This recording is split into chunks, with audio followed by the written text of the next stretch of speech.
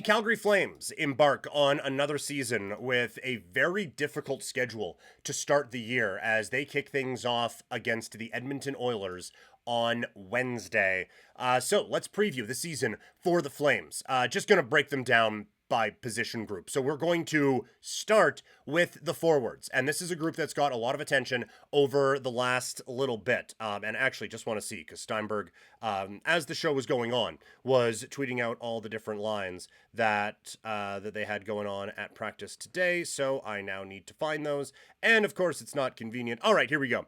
Final practice before the start of the season. And I think we're pretty spot on to what it was the other day. It's actually exactly that with one obvious exception. So they're starting the year. No Huberdeau, no Pospisil. They're on the IR. It is Farabee, Kadri, and Klapka, Gridden, Frost, and Coronado, Zari, Backlund, Coleman, and then Lomberg, Kirkland, Sharangovich with Honzik as the extra forward. Honzik called up because of the injuries. I would be surprised if he gets any opportunities to play while he is up. We will see how different players are handling their situations and all of this, but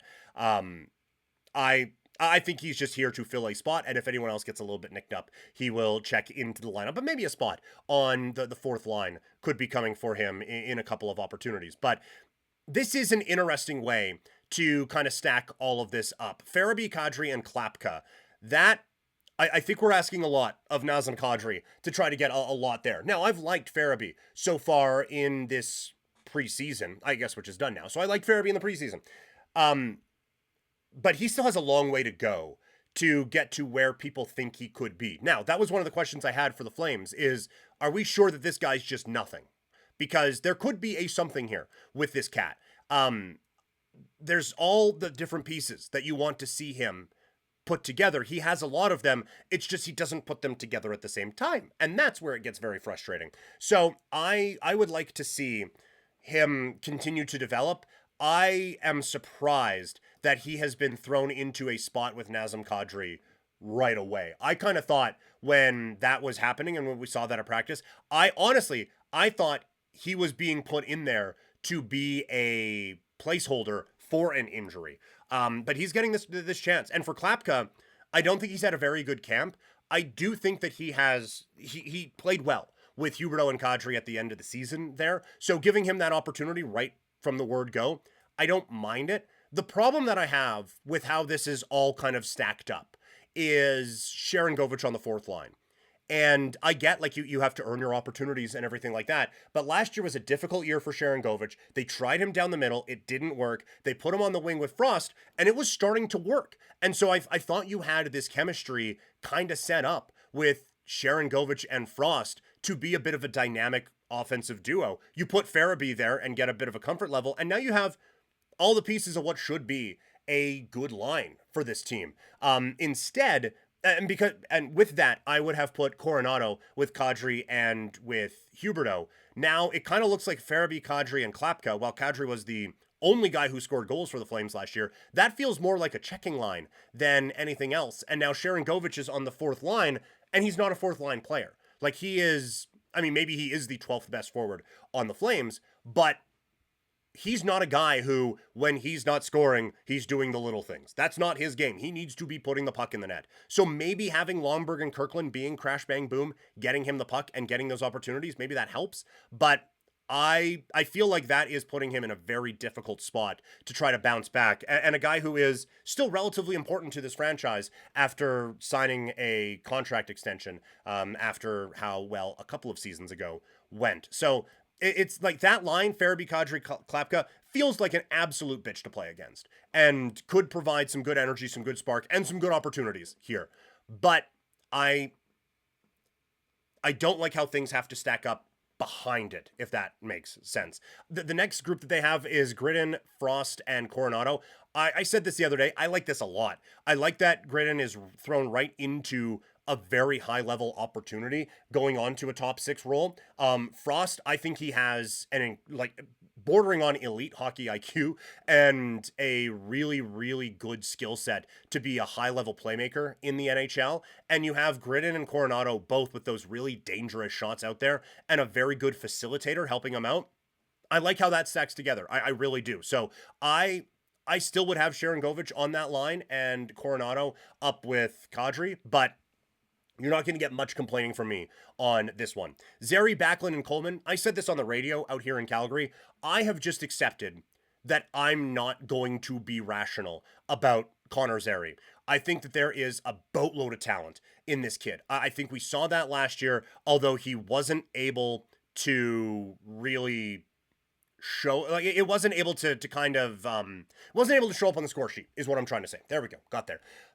Like, I think the play on the ice far outweighed what he was able to do production wise, and then he got hurt, and so it was a tough season for him. So I would rather long term someone else be in the Backlund Coleman seat, but I think to start the year, to get Zary back into the swing of things, back into that groove, and get him rolling as someone who can be a top six forward on this team, I think that makes all the sense in the world with him right now. So I like this as just kind of revving the engine and getting him going. I think he fits pretty well with that group, and I like that. And we talked about the fourth line with Lomberg, Kirkland, and Sharon Govich. Like Lomberg, excellent effort guy. And really, that fourth line was able to get a couple of guys going. Like, I'm complaining about Sharon Govich there on the fourth line, but Coronado was there for a game, and we complained about it, and then he never went down again because he looked good offensively. So maybe they're trying to get that work ethic out of Sharon Govich a little bit, and to get him into what should be a top six role on the Calgary Flames. I would imagine, looking at this, Huberdeau, where does he fit in?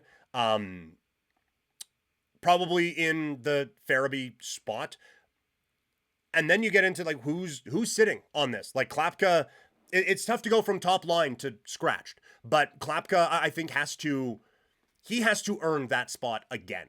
Now he has the opportunity, but I think he has to prove that he belongs there, especially when Huberdeau and Pospisil come back. And I think we're going to see quite the rotation this year. Like, we're looking at these lines right now. This is all going to change dramatically as the season goes along. Like, I think Klapka, I guess maybe not Kirkland because he's the center for this group, but Klapka, Farabee, Pospisil, maybe Sharon Govich is down in that right now.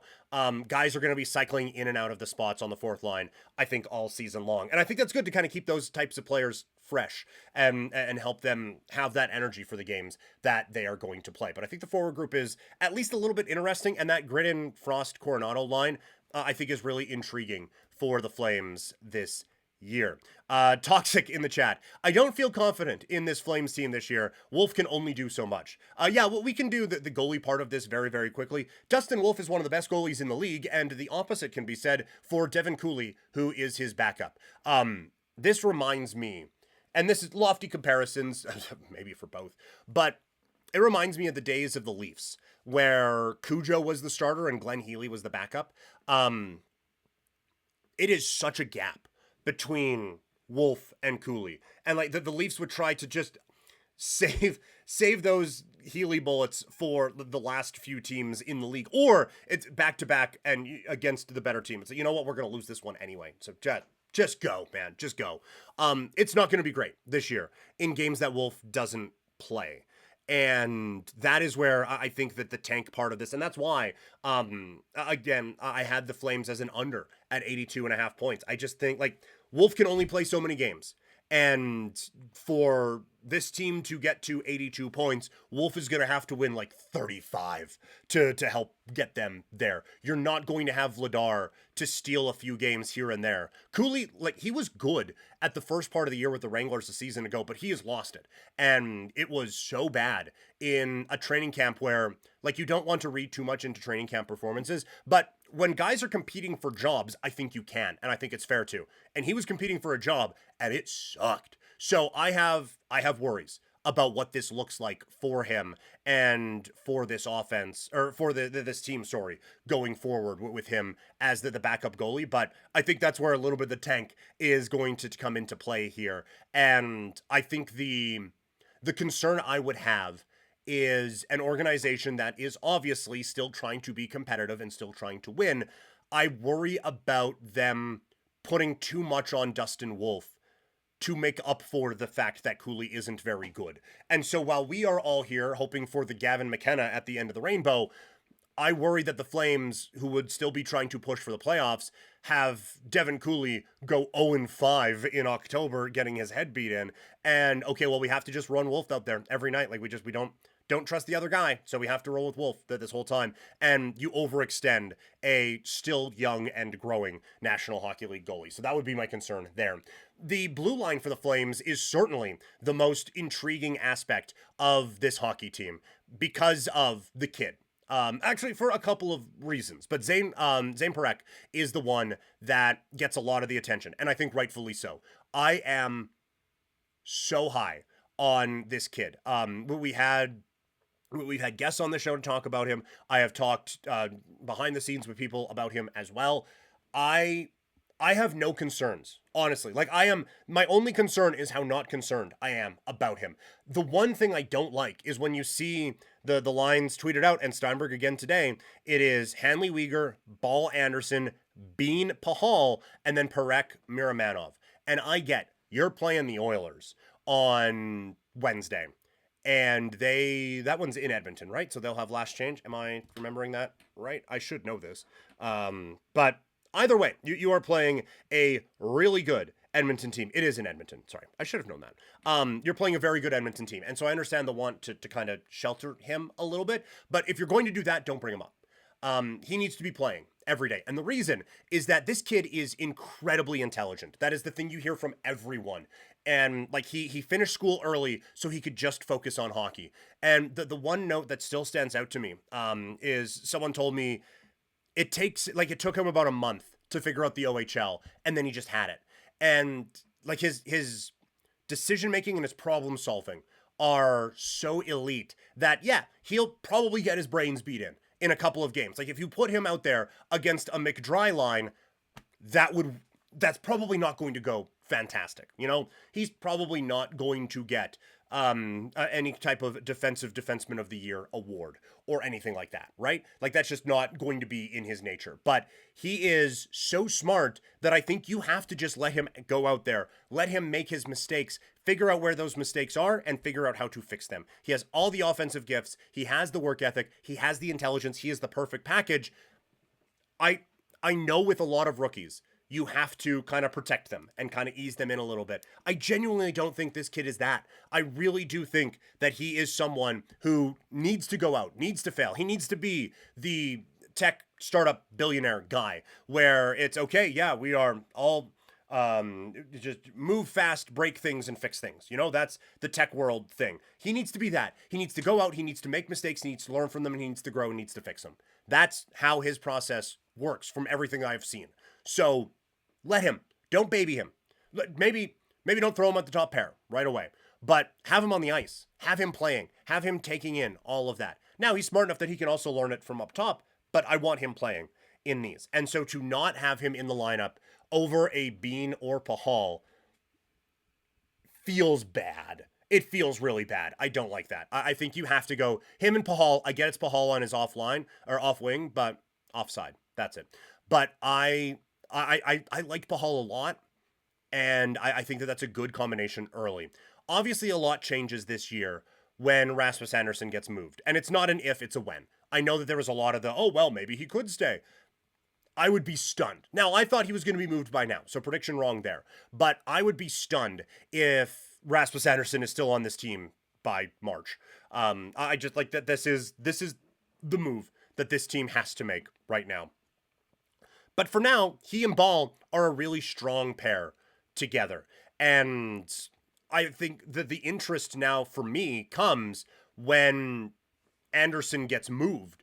Do you just put Parekh into that spot? If you're not playing him opening night, probably not.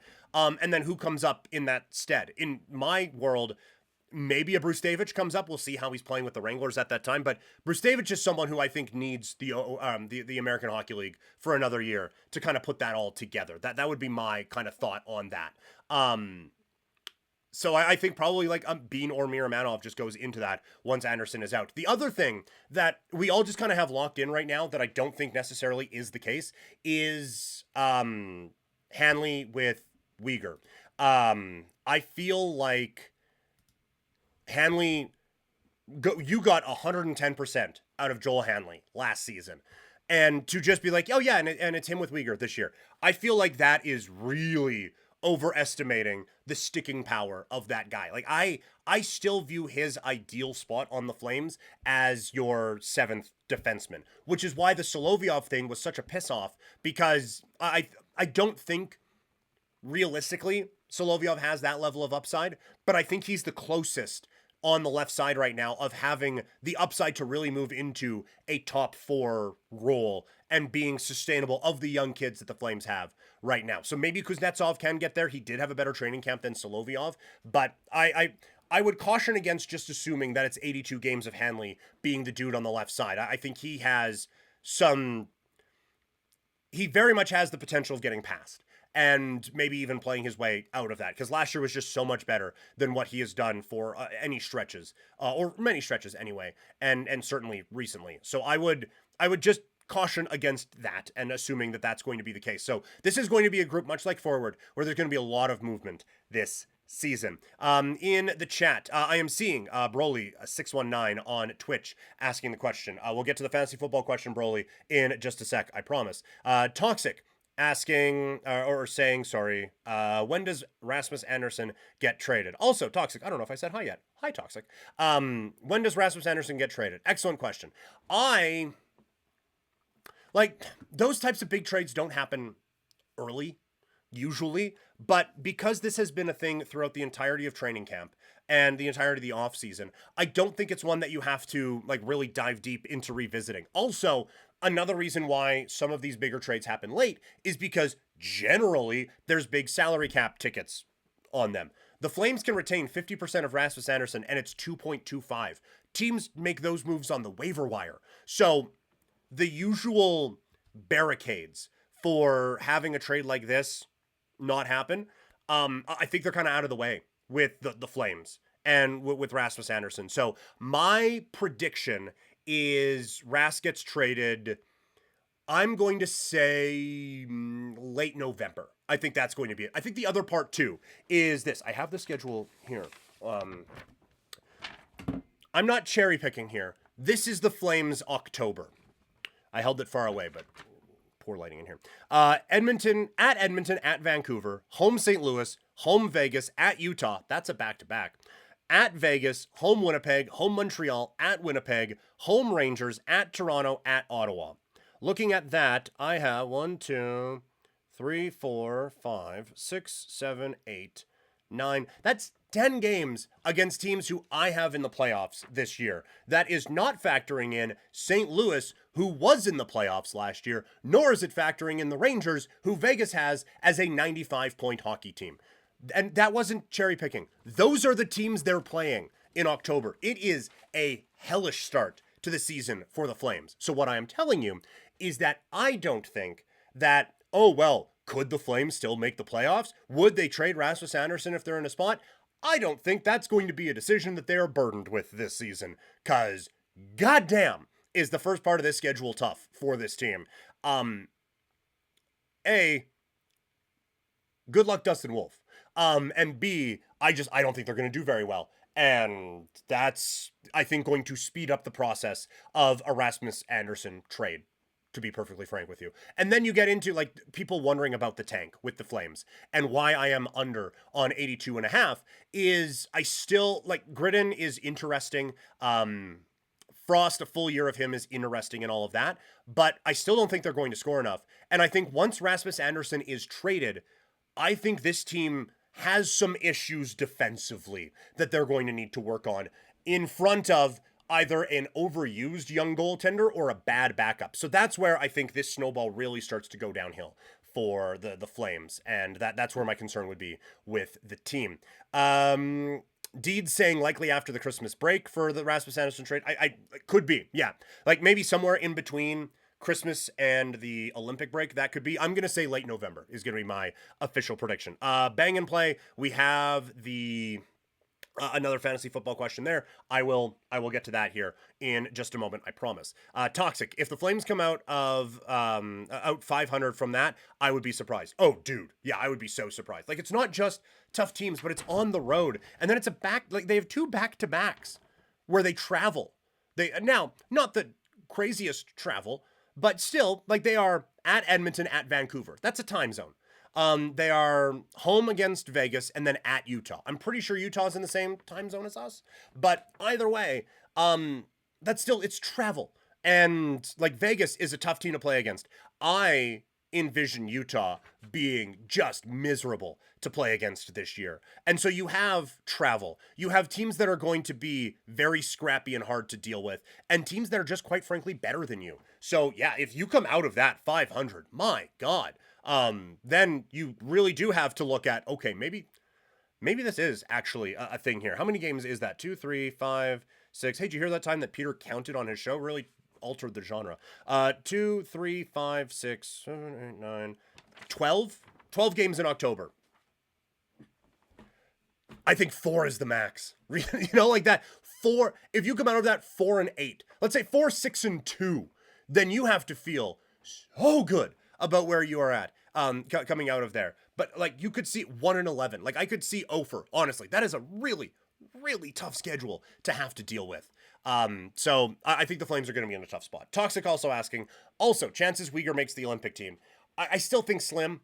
I still think he's really good. And I think he is bordering on most underrated player in the league category. But it just feels like Hockey Canada, they already overlooked him multiple times at the Four Nations. And I don't think he's going to be in a spot this year to really grab that attention and play his way onto the team. So talent-wise, I think he deserves it. Opportunity-wise, I would be surprised if he made that team. The Pietrangelo injury, I think, helps him out, because you could, again, just do Makar Taves, they're a pair. Theodore Pietrangelo, they play together, and then a couple of other guys, right? And like, they're probably going to have Doughty there. And you probably have to have Harley after what he did at the Four Nations last time. So I think you could, like, it is very difficult to find a way to get Mackenzie Weegar on the team based off of how they have structured these teams in the past. So, I think this is going to be a bad year for the Flames. I think we're going to see a lot of young players. I think we are going to see a lot of tanking opportunities and a lot of draft lottery content over the last part of the season. I don't see where they get back to that level from a season ago. You are desperately hoping for gigantic breakout goal scoring seasons from too many guys, from real uptick in defensive abilities from too many guys, and then banking on a goalie who played at a like Vezina vote level last year, upping his game with a worse situation in front of and behind him. So it's too many things all over the place for the Flames. I think we are going to be very much sweating out the lottery balls at the end of the season with Calgary, and in a good spot with them doing that. That's my prediction on this Flames team.